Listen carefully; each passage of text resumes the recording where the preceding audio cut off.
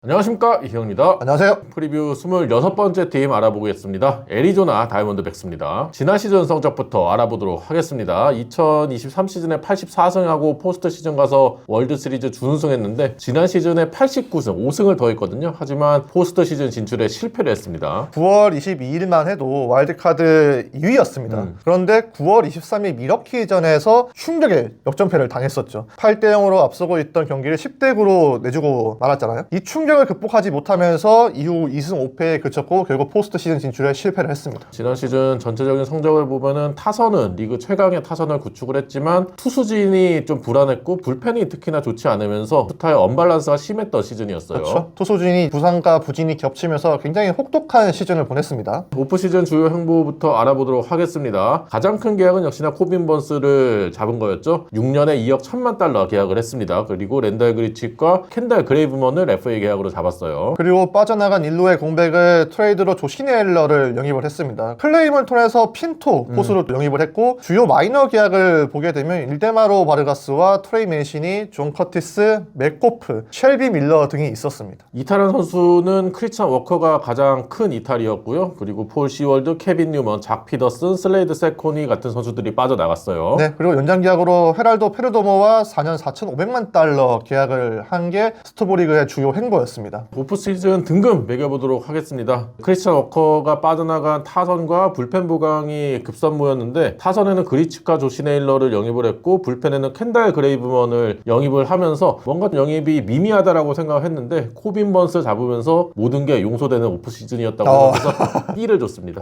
네. 워커가 나은 건 아쉬워요. 펀치력이 있는 타자였고 골드글러브 수비를 자랑하는 일루수, 여기에 클럽하우스 리더였잖아요. 여러모로 이 공백을 메우는 건 쉽지 않다고 봤었는데 그래도 지난해 30개 홈런과 100타점을 기록을 했던 네일러를 데려오면서 그 공백을 최소화했습니다. 무엇보다 투수 최대어인 코빈 번스를 영입하면서 현재 내셔널리그 서부에서 다저스의 가장 강력한 대안마로 거듭났다는 부분에서 저는 A를 줬습니다.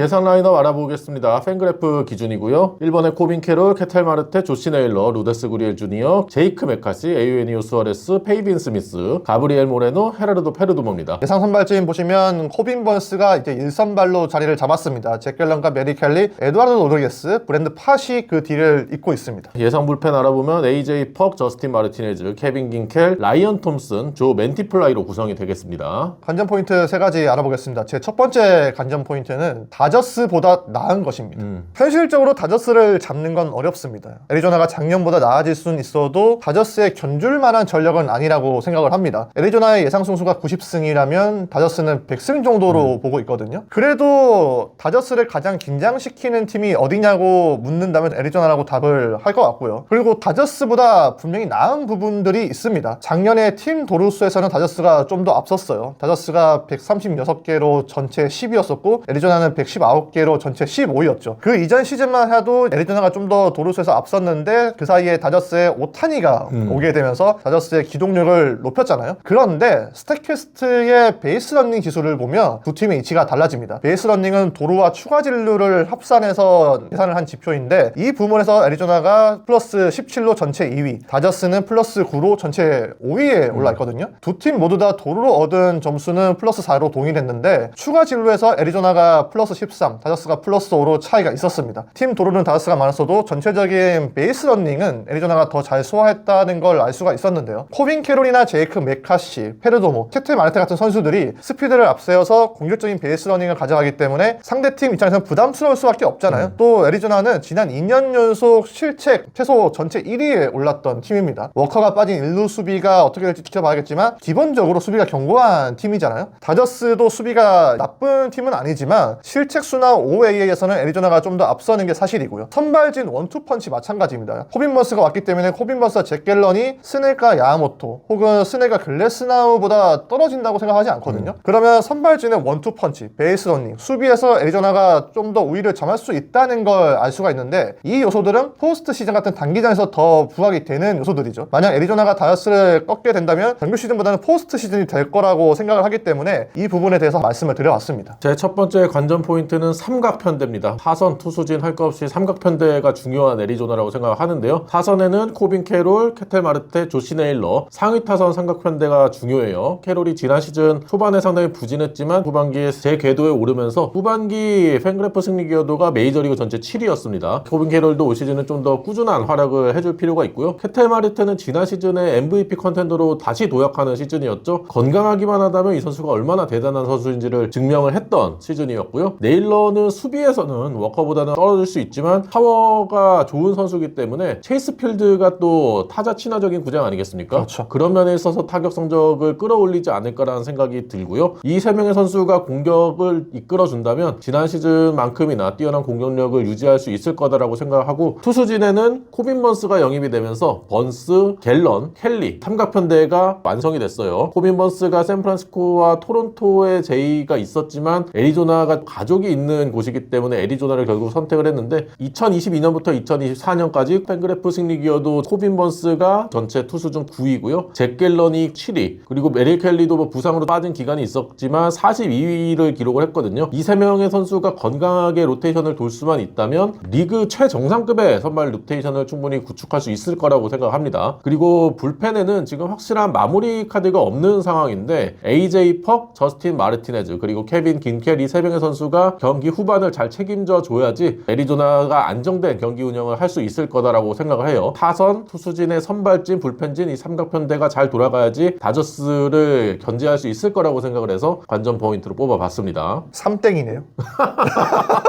제 두 번째 관전 포인트는 마무리 고정입니다. 현재 애리조나가 시범 경기에서 가장 예의주시하고 있는 부분이잖아요. 작년에 마무리 때문에 고생을 너무 많이 했어요. 마무리였던 시월드가 안정감이 너무 떨어지면서 놓친 경기들이 꽤 있었습니다. 세이브 여건 상황에서 애리조나의 ERA가 4.41로 전체 5번째로 나빴었고요. 시월드가 이 항목에서 ERA가 4.74 대신 들어왔었던 긴클도 ERA 5.14였습니다. 부위가 좋은 저스틴 마르티네스가 세이브 여건에서 ERA 2.61로 좋았거든요. 그런데 20.2이닝 동안 볼넷이 10개, 폭투가 3개였습니다. 언제 터질지 모르는 시한폭탄과도 마찬가지였어요. 현재 마무리 경기 3파전으로 흘러가고 있습니다. 앞서 언급했던 긴클과 저스틴 마르티네스, 여기에 지난 시즌 중반에 트레이드였던 AJ 퍽이 후보들인데요. 퍽이 애리조나에 와서 마이애미 시보다 훨씬 더 좋은 성적을 거뒀습니다. 30게임 나와서 ERA 1.32, 고질병이었던 볼넷 문제도 9이닝당 1.6개로 많이 줄였었고 9이닝당 타산진이 14.2개에 달했어요. 애리조나에 와서 스위퍼 대신에 포싱과 슬라이드로 좀 더 간결하게 피칭을 가져간 부분이 적중했고 안 되는 거 억지로 하지 않고 자신 있게 던진 부분이 주요했던 것으로 보이는데요. 그렇다고 해도 퍽도 여전히 애매한 부분이 있어요. 마무리로서 어떤 모습을 보여줄지 알 수가 없기 때문에 애리조나의 고민이 아직 끝나지 않고 있는데요. 이 고민을 빨리 해결을 해야 되고 또 장고 끝에 결과가 좋아야 지난 시즌의 실패를 반복하지 않을 수 있기 때문에 두 번째 관전 포인트로 정해봤습니다. 제 두 번째 관전 포인트는 돈값입니다. 조던 몽고메리와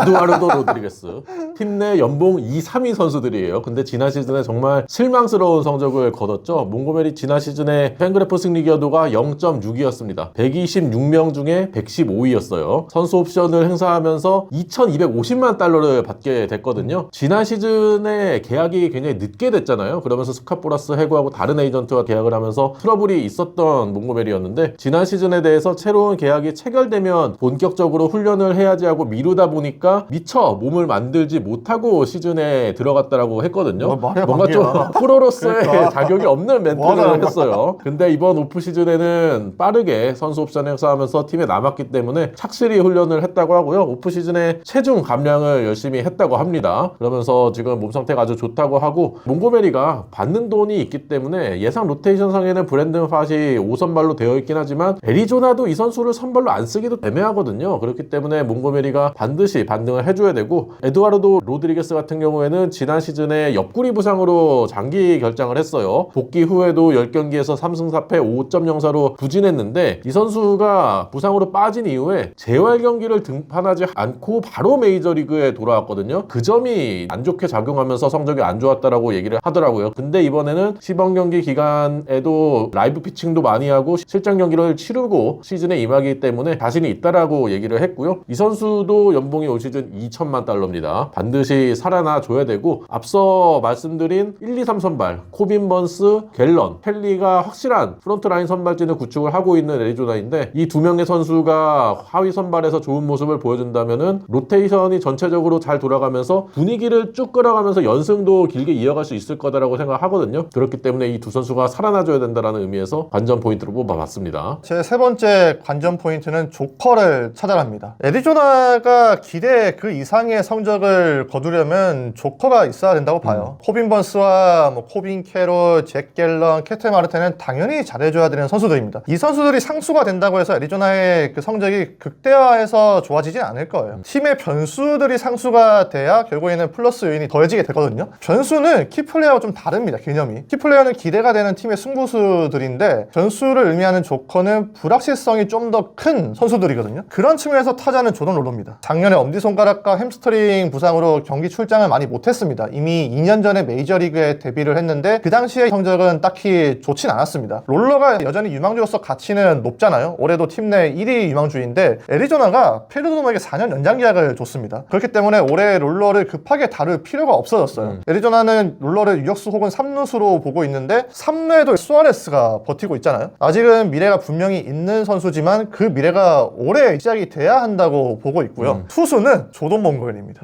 둘 다 조던이네요. 그렇죠. 일부러 조커를 이제 조던 듀오로 정해봤는데 몽고멜이 작년에 엄청나게 후퇴했어요. 그래도 선수 옵션 행사하면서 애리조나에 큰 돈을 받고 남지 않았습니까? 그리고 올해 겨울에 번스가 오면서 선발 지내는 자리가 없다고 봐야 됩니다. 그렇다고 이영 위원 말처럼 불펜 스윙맨으로 쓰기에는 너무 비쌉니다. 연봉이 너무 많기 때문에 애리조나에서 고민이 깊어지고 있는 상황인데요. 지난 겨울에 체중 10kg 정도 뺐다고 하더라고요. 시즌 준비를 잘했는데 이미 왼손 검지 부상으로 좋지 않습니다. 그래도 최근에 다시 재개한 피칭에서는 공이 무겁다는 반응이 있었다고 하더라고요. 이 조던 듀오가 반등을 해줘야 좀 더 다저스를 옥죄일 수 있다고 판단을 해서 한번 소개를 해봤습니다. 제 마지막 관전 포인트는 초반 러쉬입니다. 지난 시즌에 5월까지 애리조나가 25승 32패, 4할 3푼 9리 승률 기록하면서 메이저리그 22위까지 처지면서 시즌을 시작을 했어요. 6월 이후에 승률 6할 1푼, 메이저리그 전체 3위 성적을 기록을 했지만 초반에 부진을 극복하지 못하고 결국에는 포스트 시즌 진출에 실패를 했거든요. 초반에 5월달까지 부진 기간에 맞대결했던 팀이 뉴욕 양키스, 애틀랜타, 시카고 컵스, 시애틀, 다저스, 샌디에고, 볼티모어, 뉴욕 매츠 이런 컨텐더 팀과의 맞대결이 정말 많았습니다. 근데 대부분의 팀들에게 전부 다 루징 시리즈를 가져가면서 어려움을 겪었거든요. 여기서 완전히 팀이 기세가 꺾여버리다 보니까 쉽지 않은 시즌을 보냈고 5월까지 5연패 이상 기간이 2번이나 떴어요. 그러다 보니까 시즌 후반에 아무리 좋은 모습을 보이더라도 포스트 시즌 진출까지는 역부족이었는데 올 시즌도 스케줄을 보니까 초반 일정이 상당히 빡빡합니다. 개막 시리즈가 컵스와의 시리즈고 그 다음 시리즈가 바로 뉴욕 양키스예요. 5월까지 주요 매치업이 애틀랜타, 볼티모어, 미러키, 뉴욕 매츠, 필라델피아, LA 다저스 강팀들과의 경기들이 굉장히 많습니다. 이런 상황에서 애리조나가 지난 시즌처럼 후반에 무너져 버린다면 다저스가 워낙 강한 전력을 구축하고 있기 때문에 우승권에서 확실하게 멀어져 버릴 수가 있거든요. 올 시즌에는 그러한 우려를 반복하지 않고 초반에 강한 팀을 상대로도 좋은 모습을 보여줘야지만 포스트 시즌에 진출할 수 있을 거라고 생각해서 관전 포인트로 뽑아봤습니다.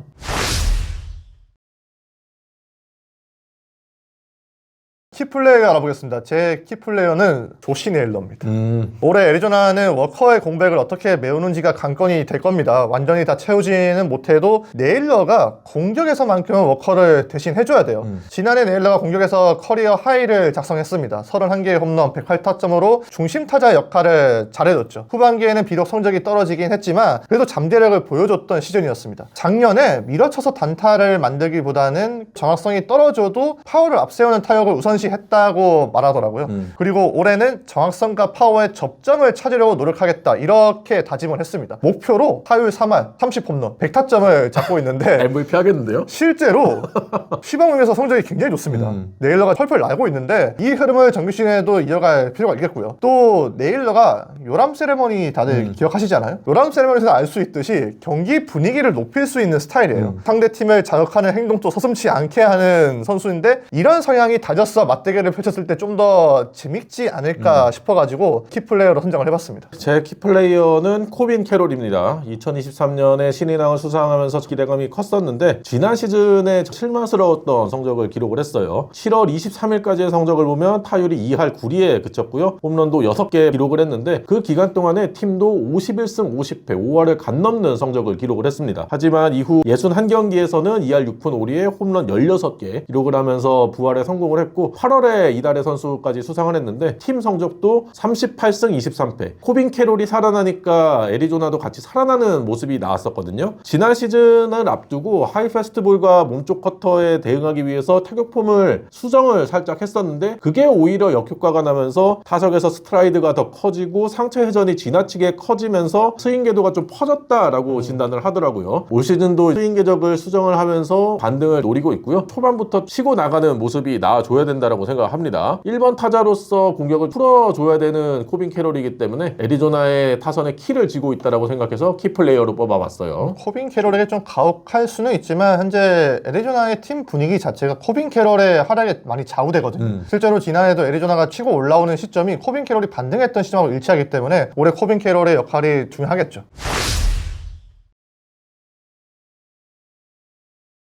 최고 최악 시나리오 알아보겠습니다. 제 최고의 시나리오는 번스와 갤런에게서 랜디 존슨과 커트 실링이 보인답니다.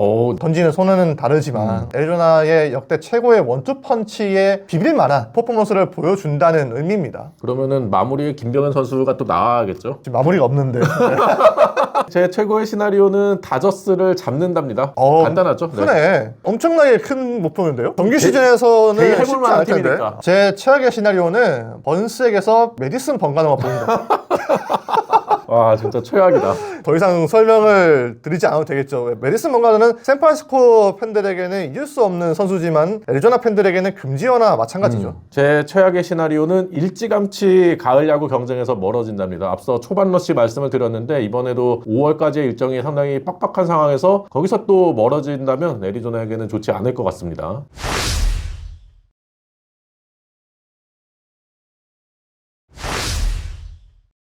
프리뷰 26번째 팀이죠. 애리조나 디백스 알아봤는데요. 올 시즌 애리조나에 대한 여러분의 의견 댓글로 많이 달아주시기 바랍니다. 과연 애리조나의 조커는 어떤 선수가 될지도 많이 댓글로 써주세요. 그러면 구독과 좋아요 부탁드리고요. 다음 영상으로 찾아뵐게요. 안녕.